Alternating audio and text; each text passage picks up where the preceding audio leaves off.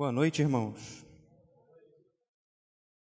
Nós poderíamos já encerrar o culto, tanto já foi falado, cantado, para a glória do nosso Deus, mas eu espero que esse momento também seja um momento rico para a nossa edificação, para o nosso crescimento. Convido os irmãos a abrirem as suas Bíblias no Evangelho de João. Pela manhã nós também estivemos meditando com o pastor Indalécio no Evangelho de João, nas cartas de João também. E agora à noite nós retornamos a esse apóstolo, não é? Então, João, capítulo 2, leremos dos versos 1 a 11. João 2, os versos 1 a 11. Um texto muito comum, muito conhecido dos irmãos, o milagre nas bodas de Caná da Galileia. Nós vamos pensar um pouco sobre esse texto nessa noite. E diz o texto: no terceiro dia houve um casamento em Caná da Galileia. A mãe de Jesus estava ali. Jesus e seus discípulos também haviam sido convidados para o casamento. Tendo acabado o vinho, a mãe de Jesus lhe disse: eles não têm mais vinho. Respondeu Jesus: que temos nós em comum, mulher? Ou em outras versões, que tenho eu contigo, mulher? A minha hora ainda não chegou. Sua mãe disse aos serviçais: façam tudo o que ele lhes mandar. Ali perto havia 6 potes de pedra do tipo usado pelos judeus para purificações cerimoniais. Em cada pote cabiam entre 80 e 120 litros. Disse Jesus aos serviçais: encham os potes com água. E os serviçais os encheram até a borda. Então lhes disse: agora levem um pouco ao encarregado da festa. Eles assim fizeram. E o encarregado da festa provou a água que fora transformada em vinho, sem saber de onde este viera, embora o soubessem os serviçais que haviam tirado a água. Então chamou o noivo e disse: todos servem primeiro o melhor vinho, e depois que os convidados já beberam bastante, o vinho inferior é servido. Mas você guardou o melhor até agora. Este sinal milagroso em Caná da Galileia foi o primeiro que Jesus realizou. Revelou assim a sua glória e os seus discípulos creram nele. Amém. Irmãos, como dizia eu, estes versos são muito conhecidos, uma passagem famosa do Evangelho de João. Mas eu confesso que, até para nós que somos bastante acostumados com as narrativas milagrosas que a Bíblia tem, essa passagem nos registra aqui um cenário bastante simples, bastante comum. Nós temos pouquíssima informação sobre o casamento em si, não temos informação alguma sobre quem eram os noivos que estavam se casando, quem eram os pais dos noivos, quem eram os demais convidados, para além de Jesus, sua mãe e os discípulos. Sabemos apenas que era um casamento e ele aconteceu em Caná da Galileia, que inclusive é um lugar que os estudiosos ainda ficam tentando encontrar onde exatamente é essa cidade. Até hoje existem divergências sobre onde exatamente é Caná da Galileia. Provavelmente nós estamos falando aqui de um casamento entre duas pessoas que eram comuns, que não tinham renome na sociedade, não eram pessoas importantes, digamos assim. Mas Jesus, sua mãe e seus discípulos estavam lá. E é nesse casamento, como o texto diz, o verso 11 diz, que foi onde Jesus primeiro manifestou a sua glória. E isso marcou o início do seu ministério. Foi o momento em que Jesus manifestou publicamente a sua glória, o seu poder e a sua autoridade. E o texto diz que essa manifestação foi respondida em adoração pelos discípulos. Mas é curioso, irmãos, eu não posso deixar de dizer que é curioso que este tenha sido o momento inaugural do ministério de Jesus. Nós não estamos falando aqui de um mar que se abriu no meio para livrar um povo das mãos de um rei tirano. Não estamos falando de 10 leprosos que tiveram a sua carne sarada. Não estamos falando de cegos, surdos e mancos que tiveram a sua saúde restaurada. Nem sequer estamos falando de alguém que morreu e tornou a viver. Nós estamos falando simplesmente de Jesus transformou água em vinho.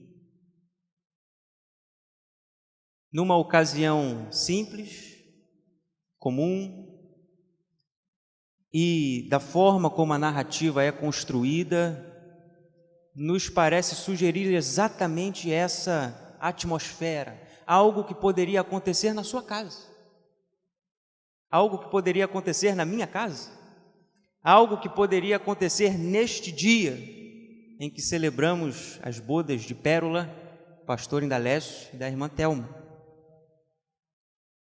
Mas foi nesta ocasião simples, comum, ordinária, que Jesus deu início ao seu ministério. Mas o que esse texto nos diz? Além, obviamente, do poder e da autoridade de Jesus sobre o mundo natural.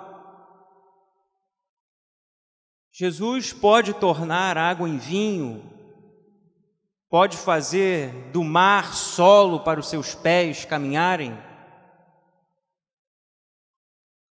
Mas além disso, o que esse texto tem a nos dizer e por que ele é tão importante para nós? É isso que nós vamos pensar nessa noite. Eu não pretendo me alongar, mas esse texto, a partir do verso 3, pedi para o Davi ir projetando os versos conforme eu for citando. A partir do verso 3 dessa passagem, eu estou usando a versão NVI, esqueci de avisar ele, a versão NVI. Mas é a partir do verso 3 que esse texto recebe novas cores. Essa ocasião comum, corriqueira, começa a ter uma mudança. E uma mudança poderosa. Acompanhe os irmãos comigo, o verso 3. Tendo acabado o vinho, a mãe de Jesus lhe disse: eles não têm mais vinho.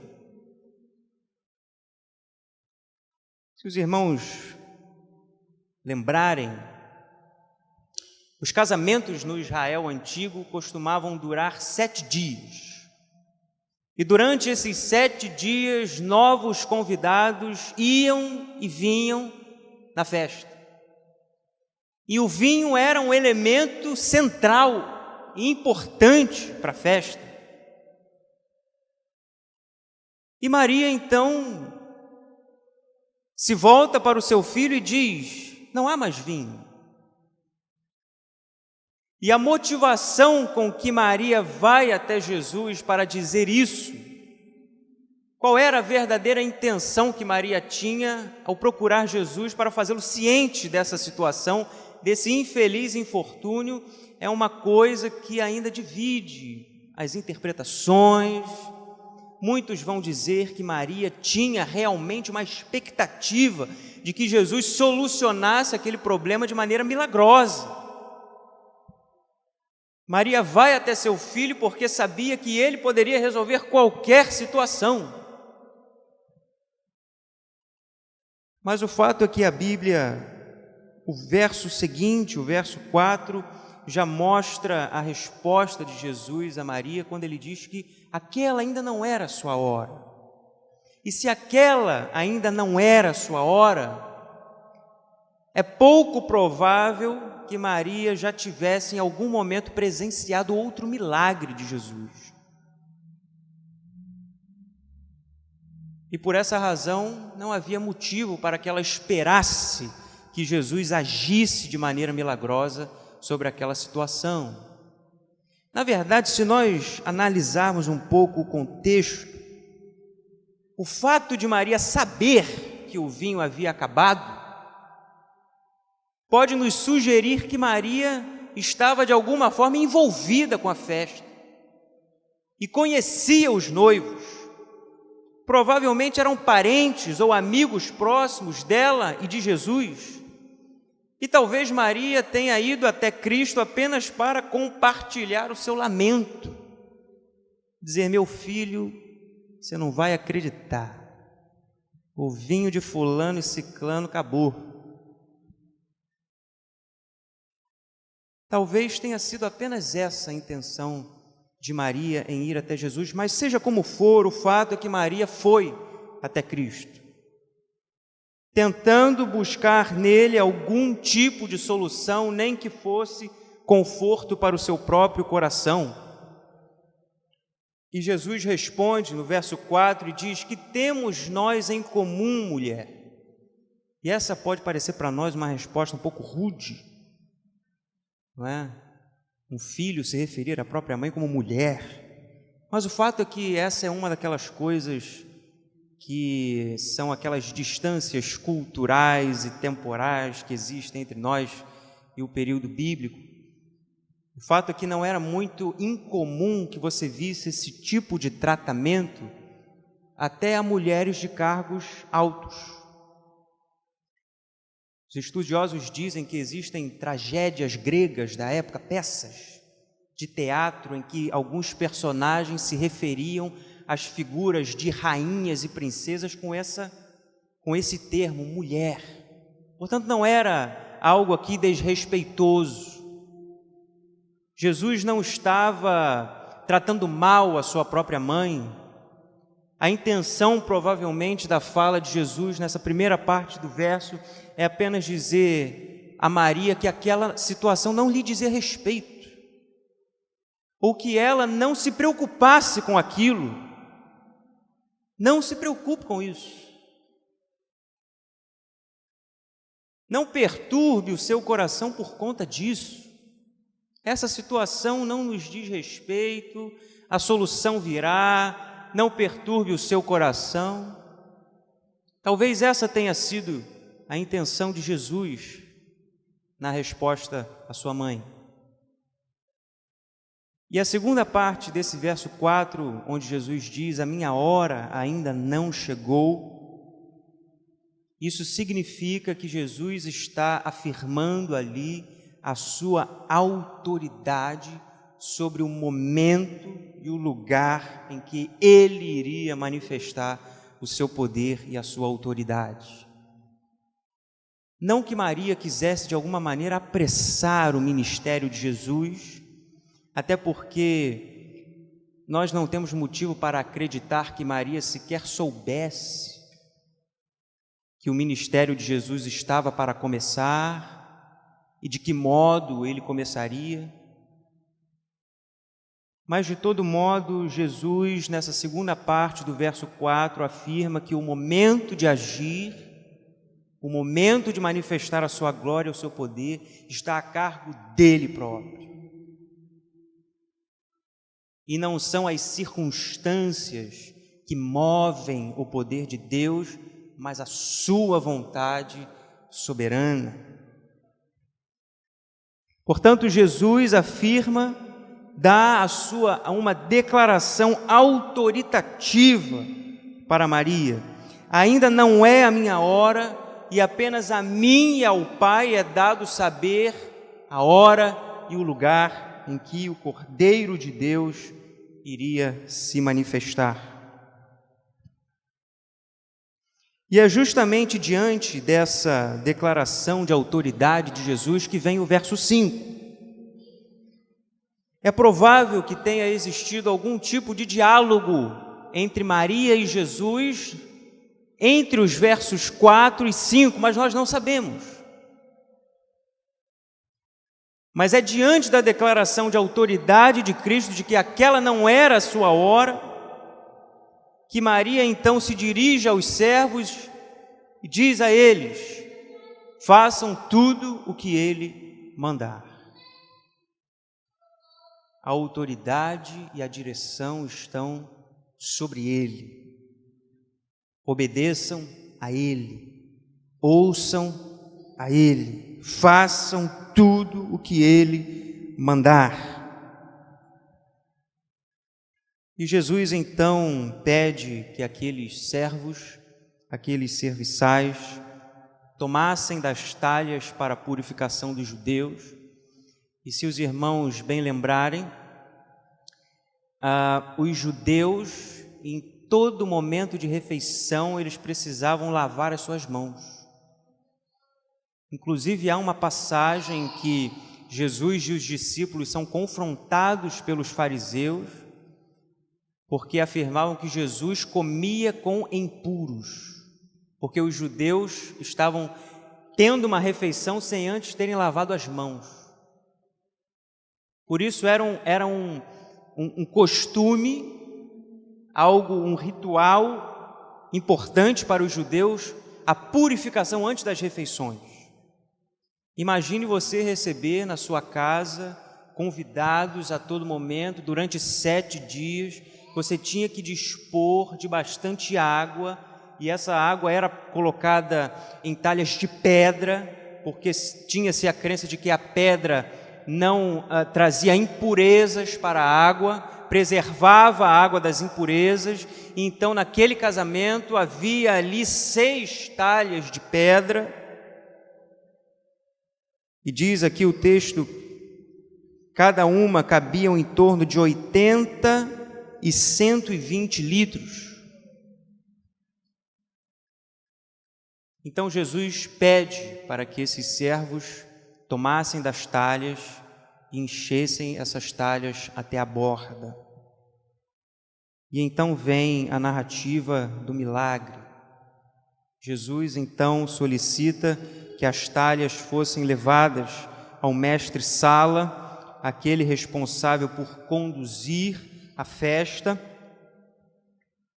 e o mestre-sala toma daquela água tornada em vinho, e é nesse momento que nós temos a declaração mais central desse texto, que está no verso 10, onde o mestre-sala diz: todos servem primeiro o melhor vinho, e depois que os convidados já beberam bastante vinho, o inferior é servido, mas você guardou até agora o melhor vinho.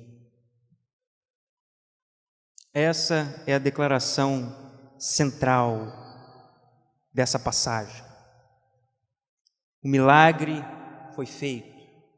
Jesus tornou água em vinho.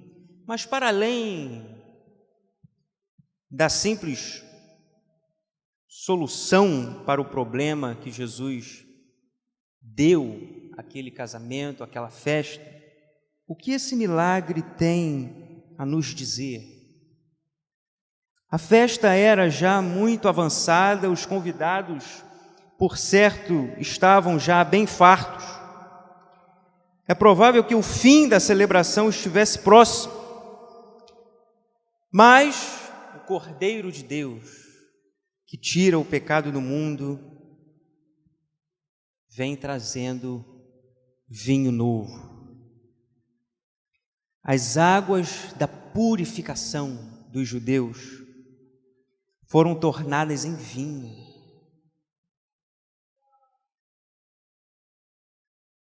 Nós hoje pela manhã celebramos a ceia do Senhor. E o vinho é para nós o sangue de Cristo derramado na cruz. E muito mais do que águas guardadas em talhas de pedra, o sangue de Cristo nos purifica de todo o pecado. De uma vez por todas. De uma vez por todas. O sangue de Cristo que nos limpa e nos purifica, não da impureza exterior, mas do pecado que entranha o coração, estava para ser derramado. Eis que o noivo, aquele que desceu do céu, para trazer para junto de si a noiva, se mostra, se manifesta numa festa de casamento. E ele traz consigo renovação de aliança, purificação e perdão de pecados. O Cristo que faz das águas vinho novo é o mesmo que pode fazer do seu coração de pedra um coração de carne, como diz no profeta Ezequiel, capítulo 36, verso 26. Muito mais do que o poder sobre as coisas físicas, de fazer com que a água, uma substância, se torne outra substância, que é o vinho. Muito mais do que fazer colunas de fogo, fazer fogo descer do céu, maná cair do céu, o Senhor pode transformar o blasfemo em um adorador. O Senhor pode fazer de um perdido pescador de homens.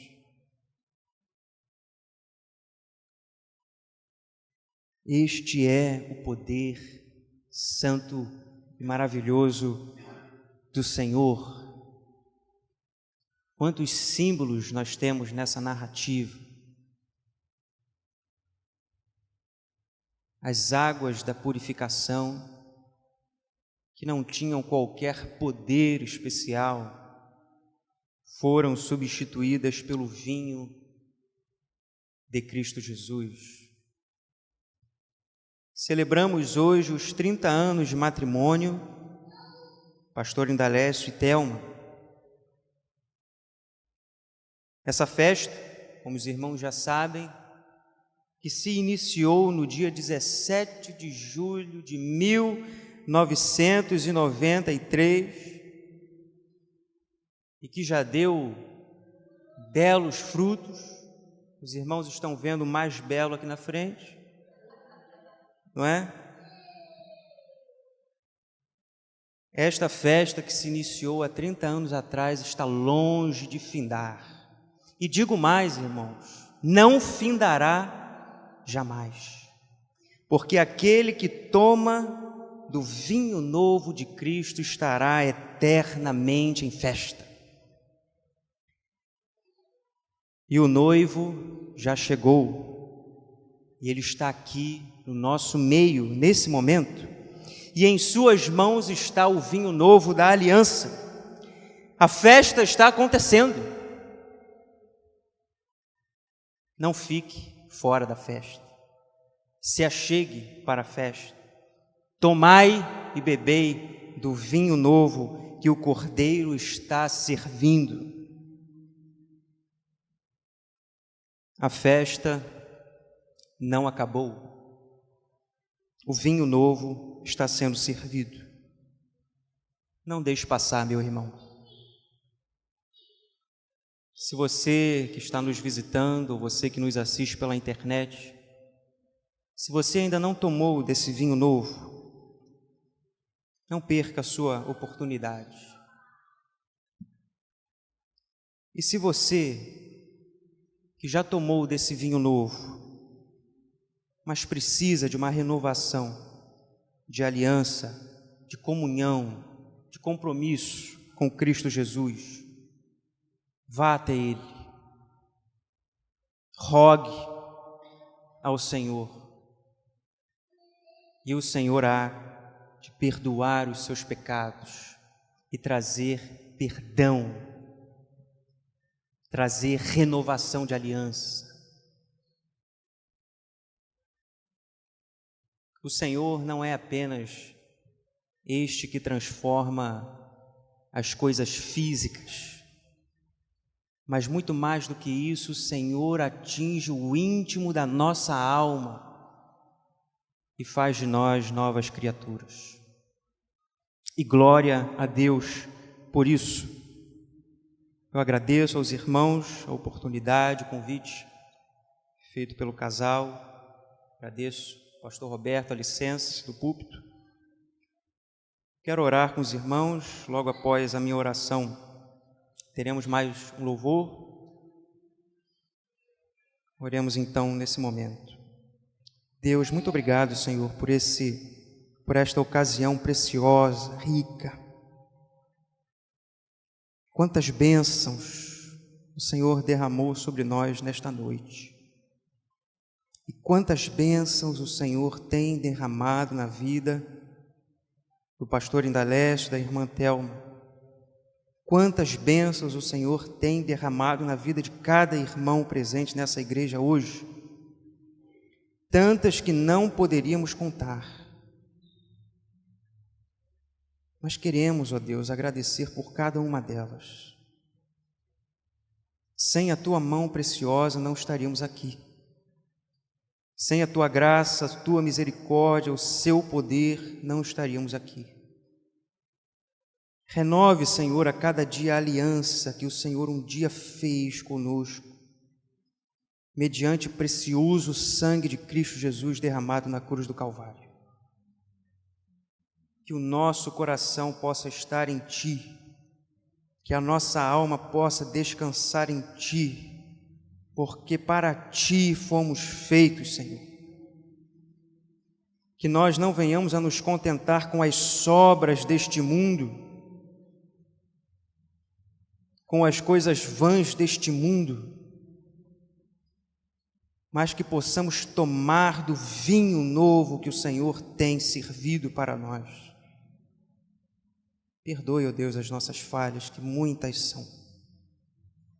Multidão de pecados cercam a nossa vida. Mas como a Tua palavra diz, onde abundou o pecado, superabundou a graça. Que esta graça abundante caia sobre nós todos os dias e que as Suas misericórdias se renovem no dia de amanhã. É isso, ó Deus, que nós pedimos e agradecemos, não porque merecemos, mas é em nome de Jesus, o Seu Filho, que oramos. Amém.